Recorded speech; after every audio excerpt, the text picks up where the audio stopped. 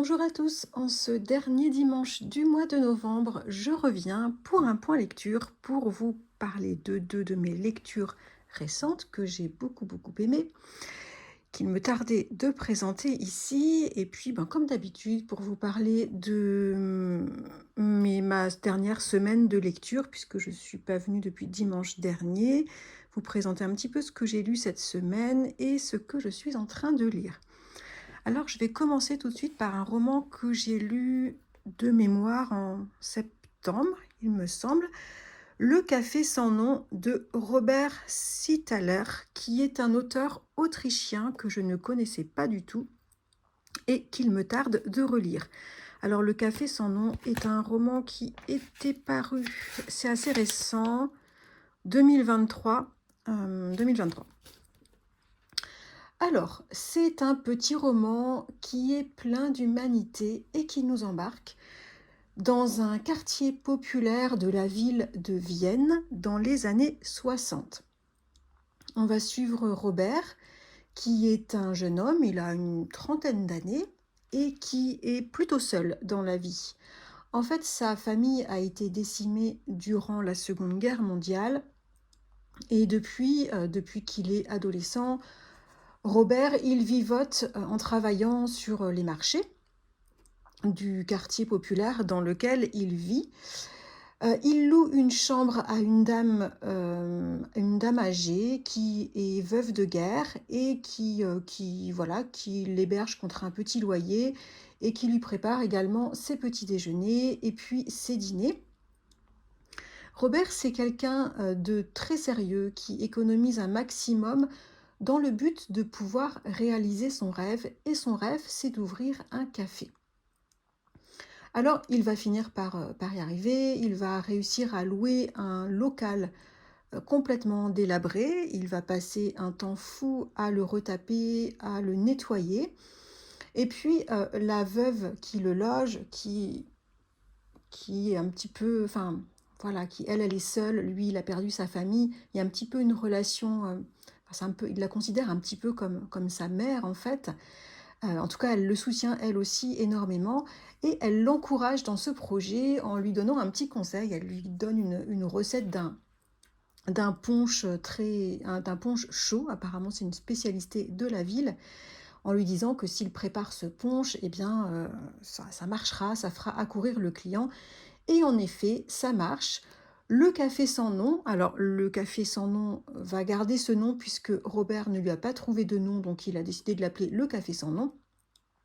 Son café ne va pas désemplir du matin au soir. Il accueille des gens du quartier, alors des gens souvent très cabossés par la vie, qui viennent trouver ici un petit peu de chaleur, qui viennent papoter, qui viennent jouer aux cartes, qui viennent parler de potins du quartier, qui viennent souvent s'enguirlander, s'insulter. Enfin voilà, une vie de café, on va dire, un peu cliché, mais qui existait très certainement dans les années 60. Ils boivent du schnapps, ils boivent le fameux punch de Robert, bien sûr de la bière, ils boivent beaucoup de café et ils viennent aussi pour se régaler des célèbres tartines de margarine au cornichon de Robert. C'est un roman qui nous plonge, c'est les tranches de vie de ce café. On est plongé par le biais de ces tranches de vie dans les vies de ses clients qui sont tous très touchants, qui ont tous des vies difficiles, des problèmes dans leur vie. On découvre aussi bien sûr celle de Robert. C'est comme ça qu'on découvre son passé, sa personnalité. On va aussi rentrer dans la jeune employée que Robert va recruter. Voilà, ce sont des tranches de vie, des petites histoires, des conversations, des ambiances de café qui sont très intéressantes puisque ça nous fait découvrir les histoires de ces personnages qui sont souvent très seuls, qui viennent ici parce que l'ambiance de ce café, on sent que ça constitue pour eux comme une famille dans ce quartier qui est en périphérie de la ville, un quartier qui est en pleine reconstruction après la guerre, en pleine transformation aussi, puisqu'on sent que la société de consommation est en train d'arriver. J'ai beaucoup aimé le personnage de Robert, que j'ai trouvé très simple, très honnête, très travailleur, un personnage, heureux, qui se contente de peu, qui est heureux d'avoir créé cette espèce de famille qu'il a créée grâce à ce café. C'est quelqu'un d'extrêmement gentil aussi, on va découvrir toute sa gentillesse. Il va pas hésiter à soutenir, la vieille dame qui l'héberge lorsqu'elle va rencontrer, quelques soucis de santé. J'ai beaucoup aimé ce roman, très doux, très tendre, mais pour autant pas mièvre du tout puisque, on apprend plein de choses sur, cette époque, des années 60 dans Vienne, au niveau le contexte historique et social. Ça offre également une belle tranche d'humanité, grâce à ces portraits de ce qu'on appelle entre guillemets «les petites gens». Ça nous offre aussi une immersion très intéressante dans l'Autriche d'après-guerre, avec des habitants, des classes populaires qui sont, voilà, comme je l'ai dit, déboussolés à la fois par la dernière guerre, mais aussi par tous les changements politiques qui semblent arriver. Beaucoup ont connu, ont vécu leur jeunesse sous l'empire austro-hongrois, donc c'est quelque chose, c'est un monde tout nouveau qui arrive et qui leur fait peur. Ils sont aussi un peu perdus par les avancées sociales, techniques et par, bah, voilà, aussi les modes des années 60. Voilà, une époque et des personnages très agréables à découvrir. Et moi, j'ai eu vraiment du regret à quitter ce café, ces personnages. L'écriture de Robert Sittler, je pense que je prononce très mal, mais voilà, c'est une écriture simple, limpide. J'ai vraiment aimé découvrir, l'atmosphère qu'il propose et son écriture.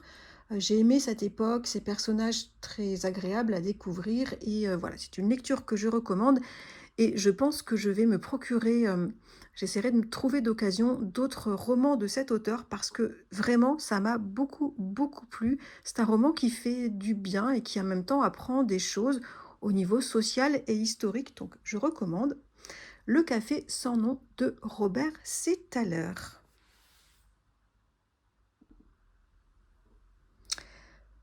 Second roman dont je voulais parler aujourd'hui, c'est mon petit coup de cœur de ce mois-ci.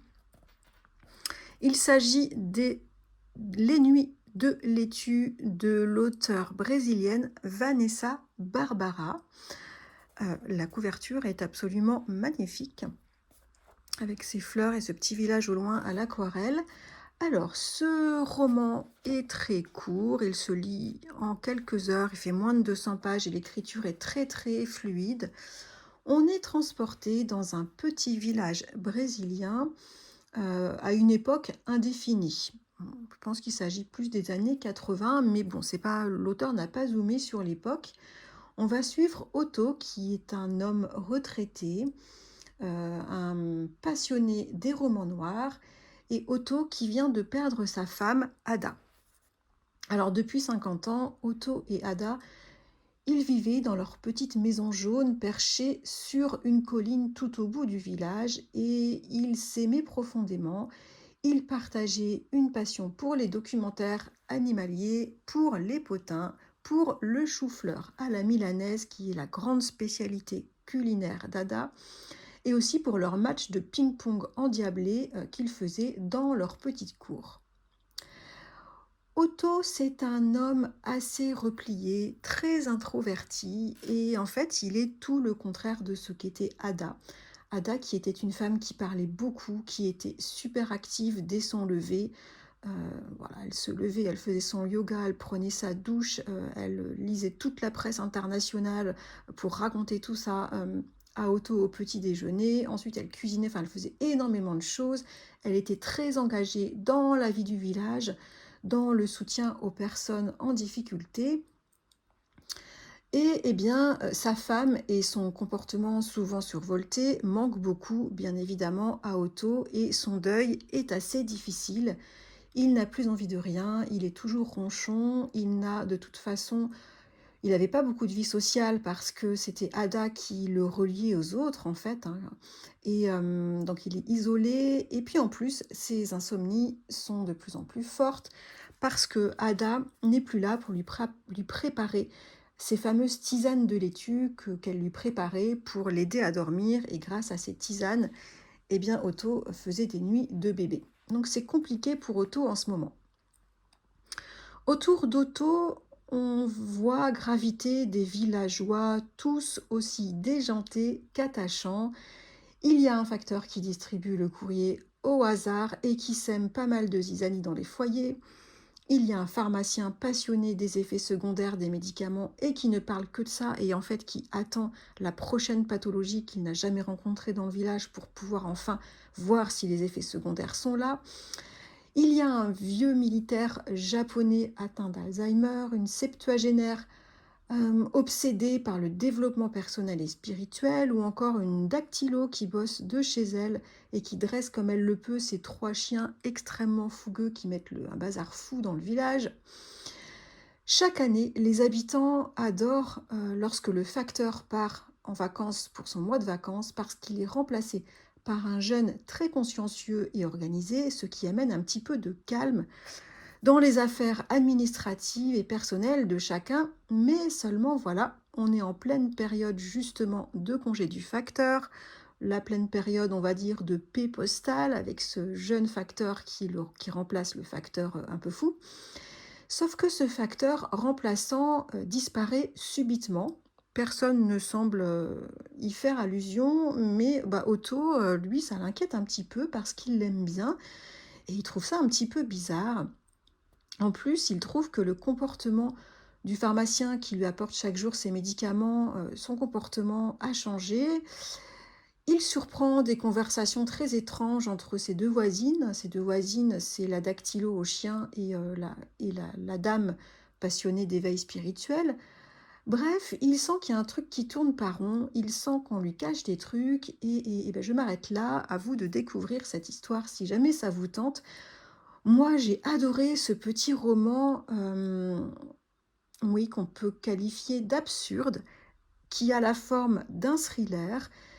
C'est doux et complètement fou à la fois, avec des personnages absolument déjantés, mais pleins d'humanité, avec plein de situations cocasses pour entourer un secret que je n'avais absolument pas deviné.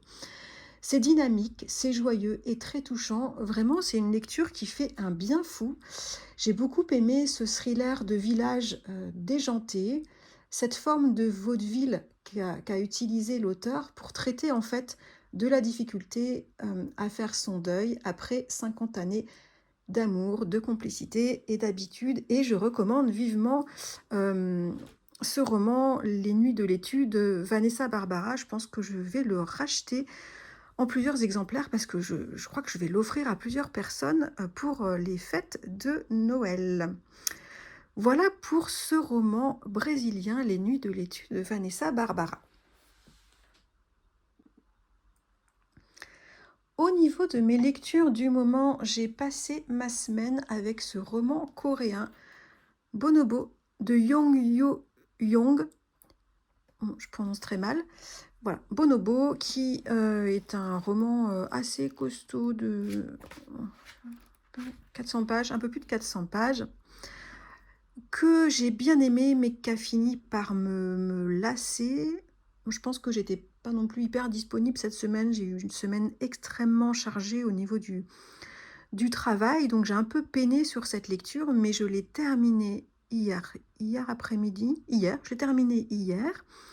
Donc j'en reparlerai dans un futur point lecture de ce roman coréen.